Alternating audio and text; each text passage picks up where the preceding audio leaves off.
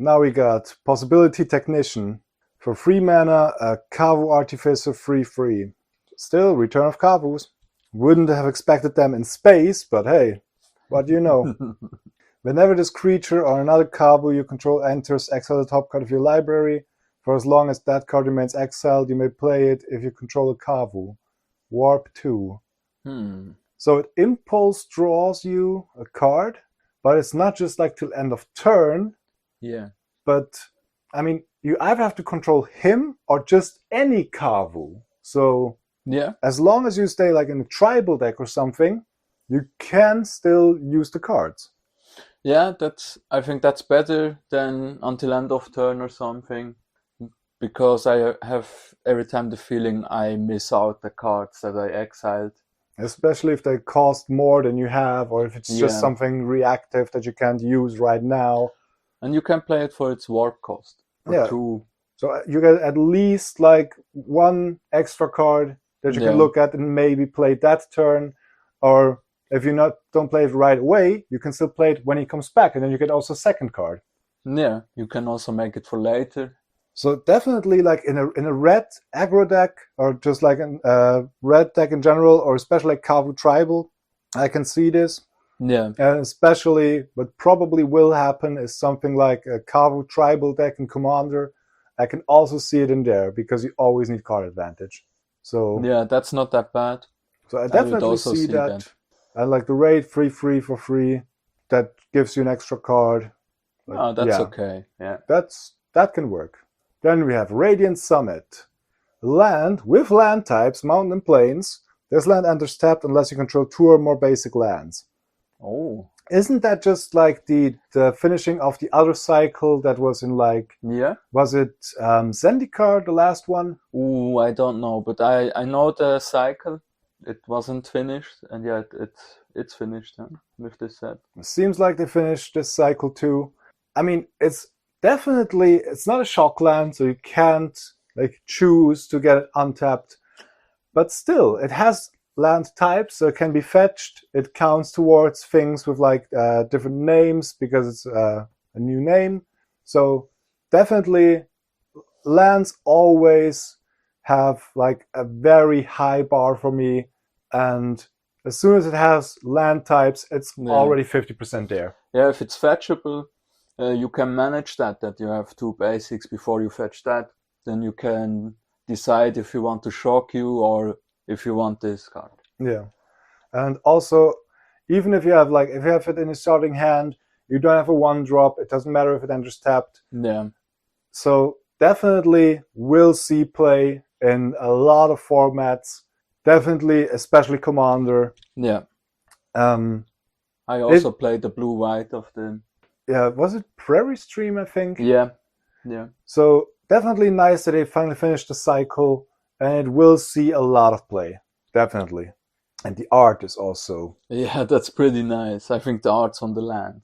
Yeah, like this set are pretty beautiful. Yeah. I really hope that they will have like some of the specific like full art basics, like also in the bundles and not just in the boosters, but I wouldn't bet money on it. No. Then we have Glittering Massive. Land, mountain, plains, so still land types. And now those are the ones with cycling. Those are the ones from Amonkhet. That was also an unfinished cycle. Yeah. So they already finished 2 land cycles with land types in the same set. Yeah, that's not bad. So I'd say you can definitely like play 3 or 4 colors or even 5 colors pretty easy, like with those cards that you have in standard right now. And also, as with the one before, lands with land types and colors like in Commander, it's so good. Yeah. It's so fucking good. Yeah, they are rares. I think in draft it will get hard because you have to draft it over another card if you want to play multicolored and fix your mana base. But you have the ability to do that. That's also nice. Yeah. I mean, limited, it will be hard since you have to pass up on some other good rares maybe. But in constructed formats, that's an absolute win. Yeah, I see them. Yeah. Oh. Oh my, what the heck is this? At the first second, I thought that is a planeswalker. Same. For me, it's same. And the longer I look at it, the more I just think it's space jizz. Yeah, it looks like sperm. So we have Euphros. Oh, you frost. Yeah, why not? Yeah, No, I won't make that joke. But yeah, we have Euphros Research Craft. For 3 mana, it's an artifact spacecraft with station. So it's not a creature, it's just an artifact when you play it for free. And it only gets an ability with 3 or more counters, which is whenever you cast an artifact spell, draw a card, put a charge counter on the spacecraft. Holy shit. Okay, so to get the first 3, you will have to tap creatures, but after that, every artifact spell you cast replaces itself since you draw a card, and you get another counter on the spacecraft. Yeah. So, I mean, it needs 12 to be a 0/8 with flying. Oh, and this spacecraft For gets each +1. artifact you control. Oh my. Holy shit. With the first ability together, this will definitely see play. If not in Standard, definitely in Commander. Yeah. I mean, just the ability to get value of artifact spells you play in more than one regard. Like, you get to draw a card, you get to put a charge counter on it. With all the free stuff you can do, with Torment Crypts, with Baubles, with other mana rocks you play, I definitely see this thing making waves. Yeah. Yeah, that's a good card. The color is also right, blue for the artifact decks. Definitely. I already hate it in like Urza decks. I definitely can see them running this shit. The +12 counters, it's a flying. It gets +1/+0 for each artifact you control. That's pretty sick. Yeah, I mean, at the worst, the thing is, it's each artifact you control, not each other. So at the very least, it's a 1/8 flyer. So it blocks for days. And probably with the first ability, it will be something like a 4/8, a 5/8, or even more than that.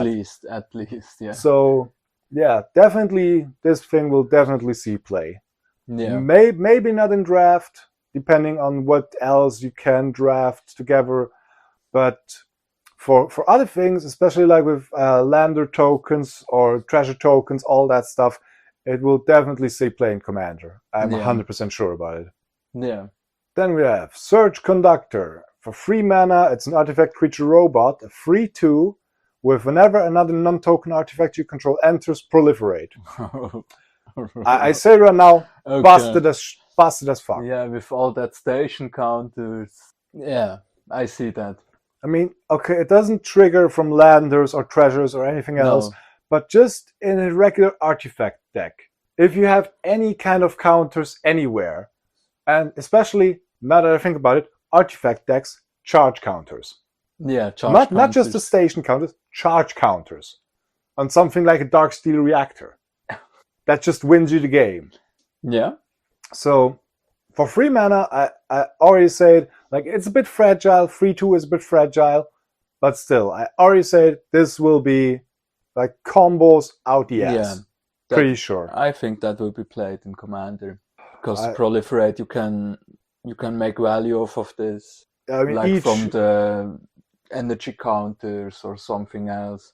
I mean, each mana rock you play just proliferates everything else you have. Yeah. And since it's an artifact, since it doesn't have any color, let's say you play this, you play like a blue-white shell with planeswalkers, with a lot of artifacts. Yeah. I already hate it. Yeah.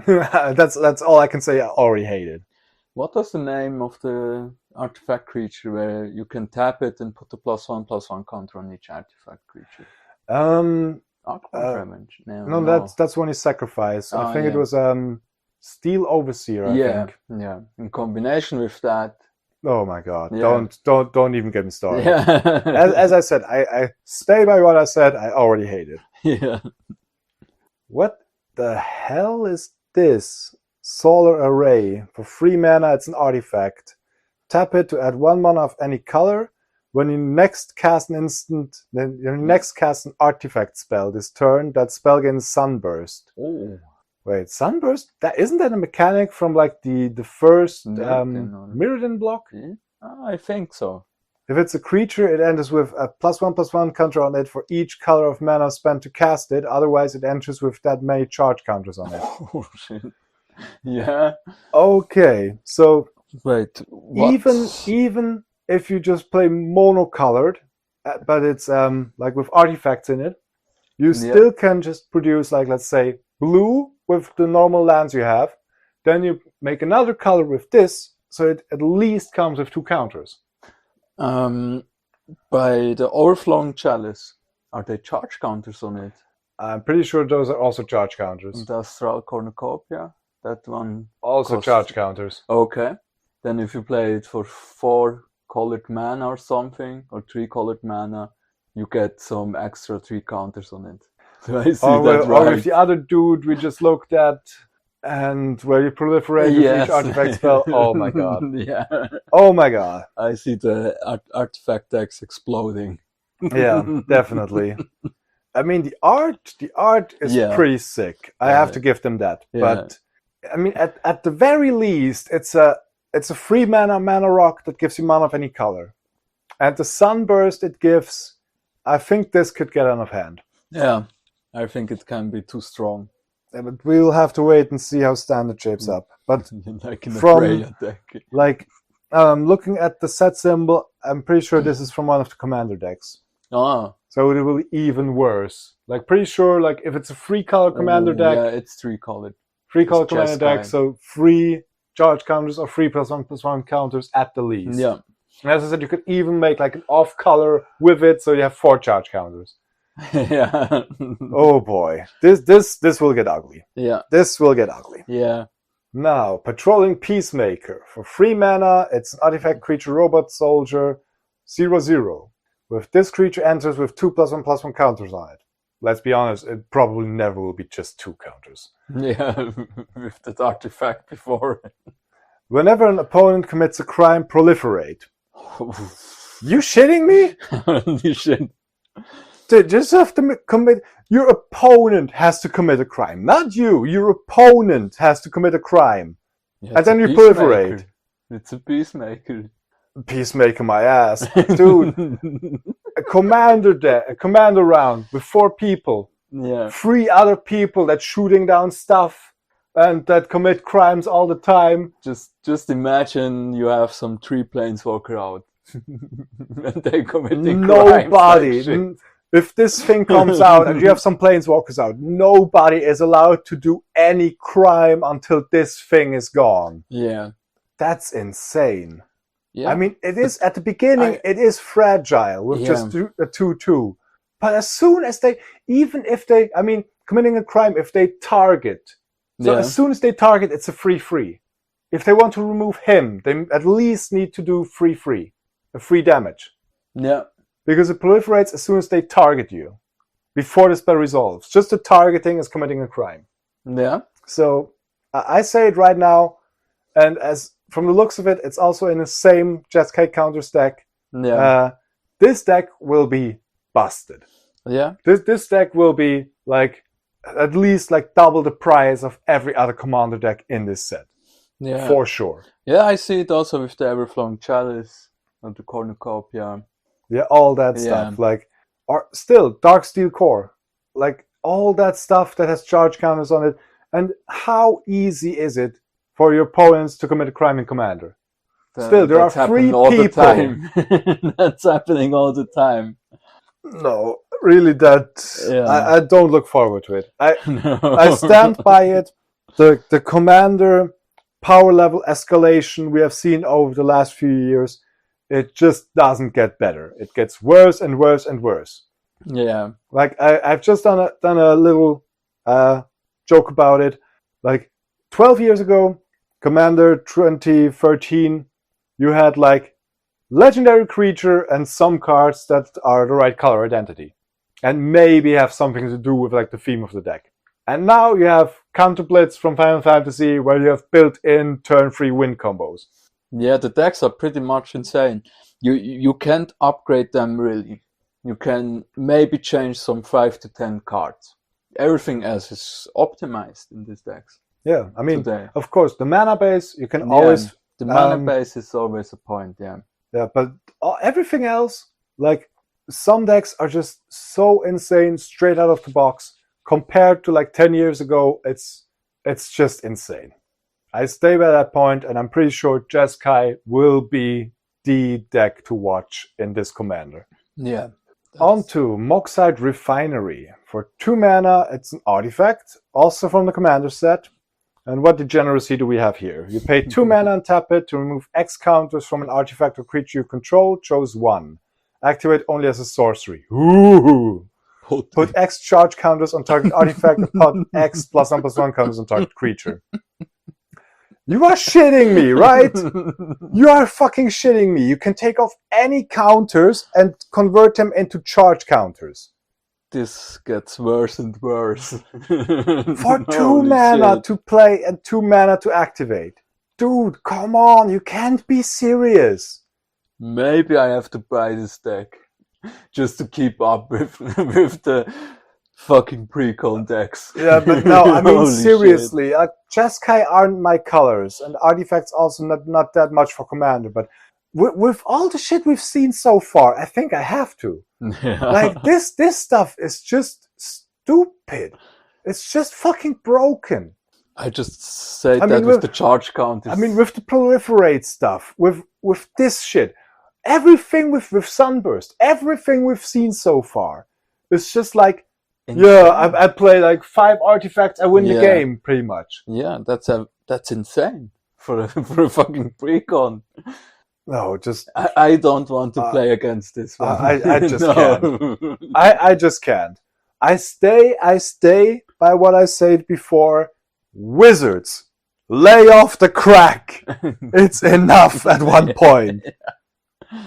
Now we have Long Range Sensor. For 3 mana, it's also an artifact, also from the commander sets, so probably also will be in the Jeskai one. It wouldn't surprise me at all after all this we've seen. Whenever you attack a player, put a charge counter on this artifact. For 1, remove 2 charge counters from this artifact, discover 4. Only. You're shitting me, right? Only as a sorcery. Yeah, okay, it's just a sorcery, but still. That's a point. Especially whenever you attack a player, it doesn't need to be, I mean, it's not a creature, but whenever you attack a player, 1 charge counter, if everything else we've seen, 1 charge counter is enough. Wait for it. You can attack 2 or 3 separate players and you get more than 1 counter. That's a good question, because whenever you attack a player... Yeah, that means you can get 3 in 1 turn.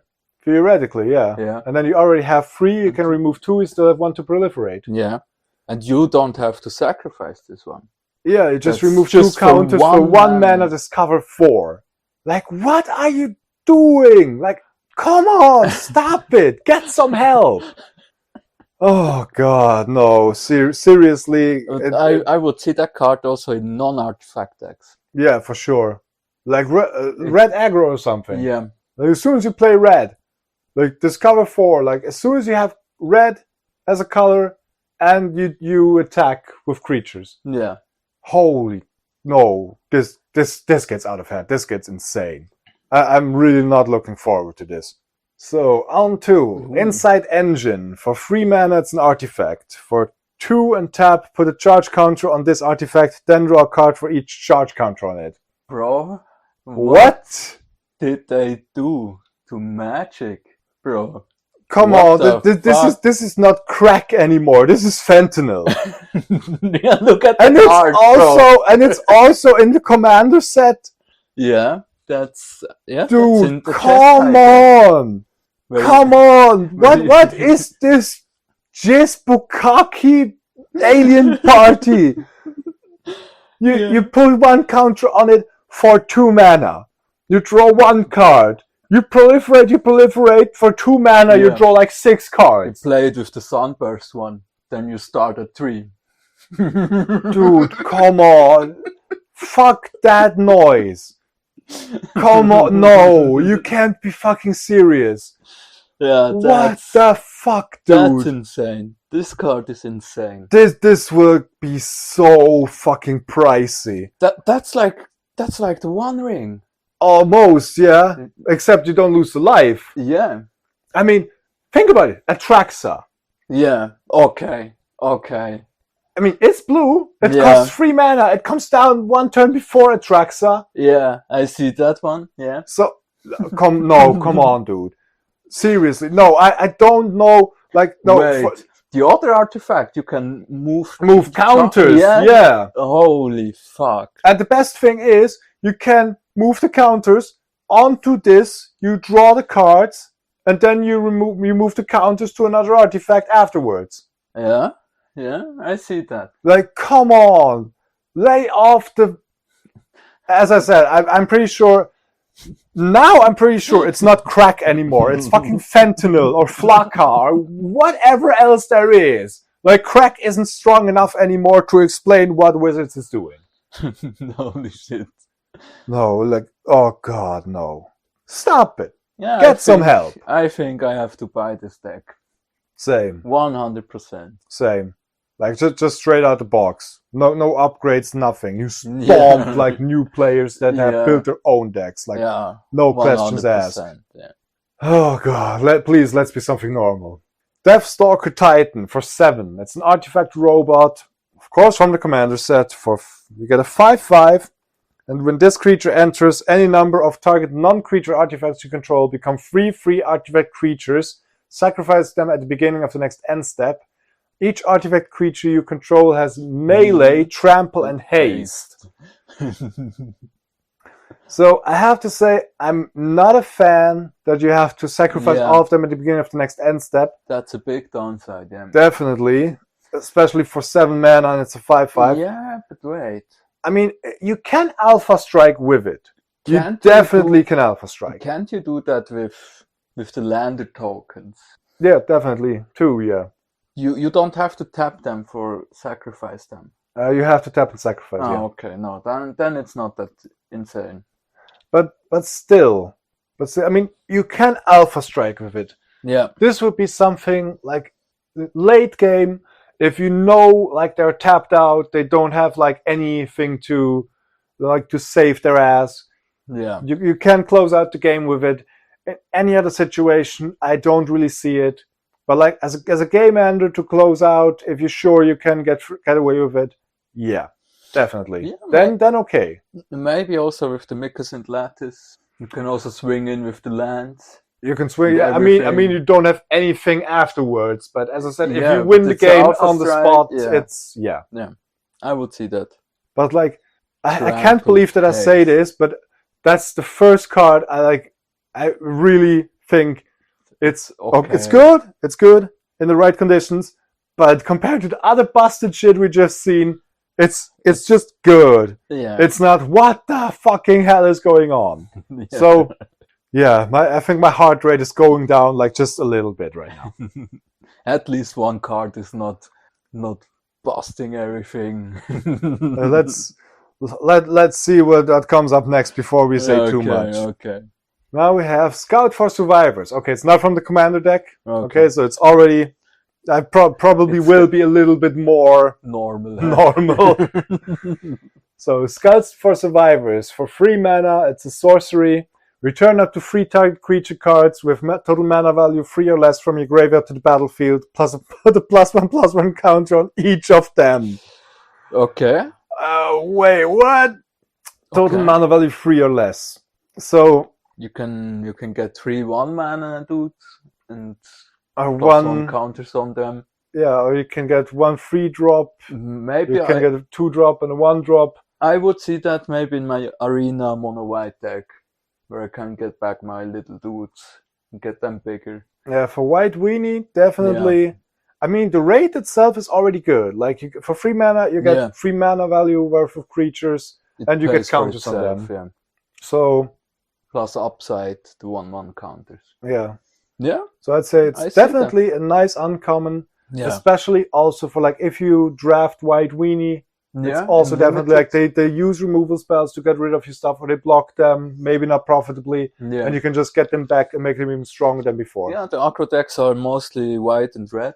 So that will pretty sure see play in some shape or form. Yeah. I don't really see it as a commander card, but for brawl or limited, I think that's a good card. Or if some people still played, tiny leaders. Yeah, tiny leaders. Then we have Ruinous Rampage. For 3 mana, it's a sorcery. Choose 1. It deals 3 damage to each opponent or exile all artifacts with mana value 3 or less. Wait, what? There goes all the mana. All mana rocks. Yeah. Like, oh Exile. my. That's Like- also exile. Like, I mean, it's double red, so that's something I would expect from it. Yeah. But still, like, exile all artifacts with mana value 3 or less. Like, even in Commander. Like, in a Yeah. mono red Commander, even that could be definitely value. Yeah, I would Like- see that. Soul Rings, Arcane Signets, Commander Spheres, everything is just Yeah, gone. all the talismans, Yeah, everything for free also. yeah, and I mean, all, like, not just Yeah. from one opponent, all. Yeah.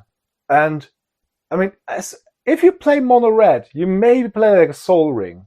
You don't need an Arcane Signet, you don't need No. the talismans, all of that stuff. So, it can be, like, pretty lopsided. Yeah.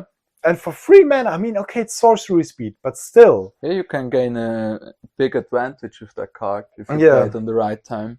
Yeah, I mean, I think they almost had to do something like this because it's such an artifact heavy set. Yeah. But I definitely can see this even like in EDH or especially like older formats. CEDH. CEDH or, Yeah. as I said, like even like older formats Yeah. like Legacy Yeah. or Vintage. Yeah. I mean, I see that. all your Moxen. Yeah, they are gone. Like just, oh, 3 mana. Like, yeah, you played like 3 Moxen turn 1, so like, yeah, you do the same, but they're all gone now. Oh no, I play a Black Lotus and now your Moxen Yeah. are gone. Yeah. Yeah, definitely. For an uncommon, definitely a card to keep an eye out for. Yeah. Especially, I even would say like a sideboard for draft, definitely, depending on your matchup. If the Yeah. opponent plays artifact heavy, it can be an absolute blowout. Yeah. And the art looks also nice. The card who destroys the The robot, yeah. robot alien thingy. So yeah, definitely. Yeah. Good card. I'd say if I just find it like in a booster or something, I just keep it like on the side in my building box Yeah. for like some decks that maybe come up in the future. Because, as I said, it can be so lopsided, especially like in Commander, where most people like use the first few turns to build up like artifacts, like signets and soul rings and all that stuff. And you can, if you have it in your starting hand, even if you have your own soul ring, you just keep it back. You Yeah. just play freelance. You play this. Every other soul ring is gone. Every arcane Yeah. signet is gone, and then you play your own. Yeah. So that I definitely see this card making some waves, even in older formats. Ooh. Is it just me, or is that a little bit hard to see almost? So wait, it's Galvanizing Saw Ship. Yeah, For I see 6 the mana. souls. So for 6 mana, it's an artifact spacecraft of station. Only needs 3 counters, and then Ooh. it's a 6/5. Flying haste. I mean, okay, it's a 6-drop that doesn't do nothing Yeah. unless you can have 3 power of creatures. Yeah, okay. So I don't know.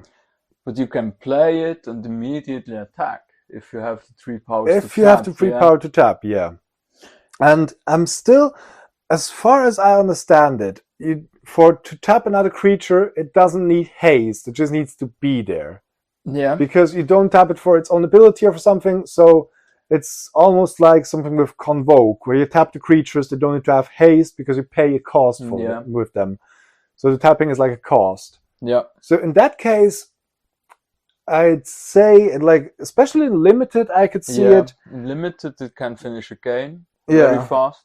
Like 6/5, yeah. constructed, maybe as a top end for some kind of aggro deck, maybe. Yeah, but 6 But mana. is- 6 mana, I don't really too see much, it. no, And for no. Commander, it just doesn't do enough for 6 mana. Yeah. But limited, Yeah. yeah, I see that. Oh. Starport Century. For 1 mana, we got an artifact creature, robot soldier, a 1/1. Oh. For 4 mana and tap another target creature. This ability costs 2 less to activate if you control a creature with a +1/+1 counter on it. Okay. I don't know what I think about this card. But the artifacts have 1/1 counters. Yeah, and also the other card we looked at, like the rescue mission, where you get back creatures and then put counters on them. Yeah. So even Oh, you can get that back yeah, with and the it's counter. yeah, if you control a creature. So Yeah. even if it's himself who has Yeah. a counter on it, you pay 2 to tap down a creature. Yeah. So can be good limited wise. Yeah, I see that. Don't see it anywhere else than limited, but there it can provide some nice value. Yeah, you can tap the big blockers or something, and then he has to trade or make some bad blocks. Yeah, I see that card.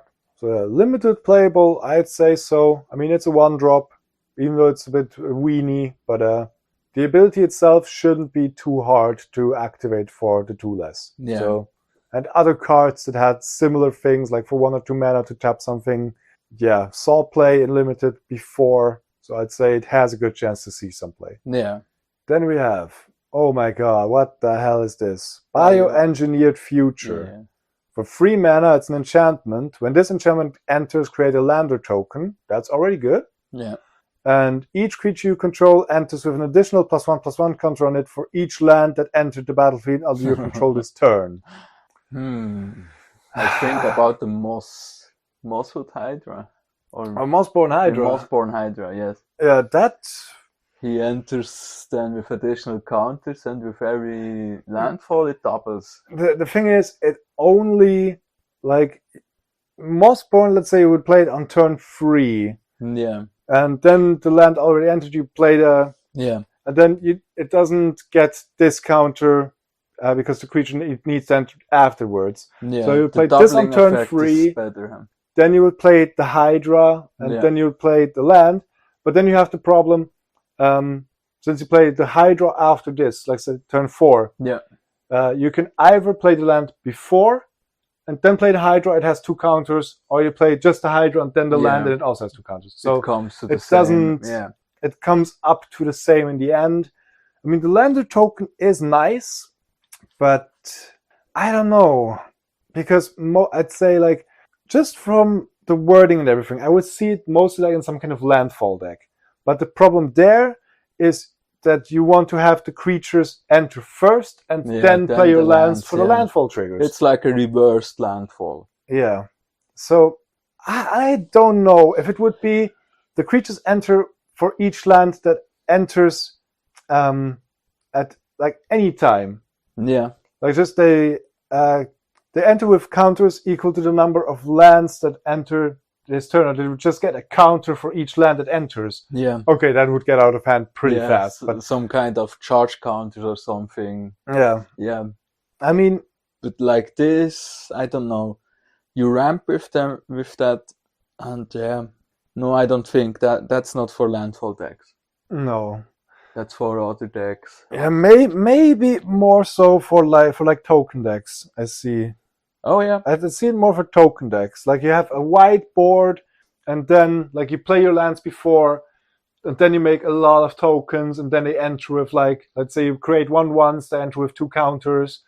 And then they are 3/3. Yeah. Yeah. So definitely more for token decks than for a landfall deck, because in a landfall deck it just goes against what you want. The second ability goes against what you want to do with landfall.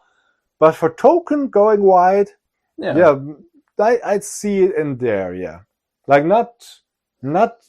I would have to see it like applicated in some sense to have like a feel for it, but definitely not really like landfall niche. I'd say. No.